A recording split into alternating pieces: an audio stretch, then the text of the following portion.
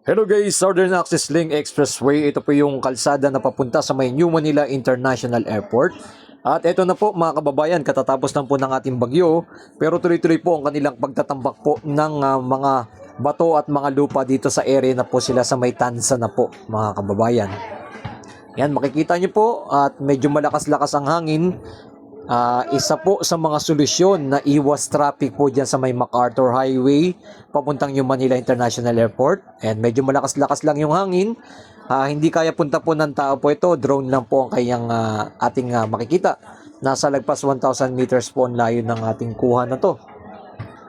Yan, like and comment and share kung anong masabi nyo po dito sa ating pinaliparan ng ating drone na tuloy-tuloy na po ang kanilang pagtatambak hanggang dun sa may pinakadulo. Ayan o. Isa sa mga solusyon, iwas traffic po sa may Obando, Valenzuela, yan, mga dadaanan, Bulacan. Yan, kitang-kita nyo po, tuloy-tuloy na po yung pagtatambak.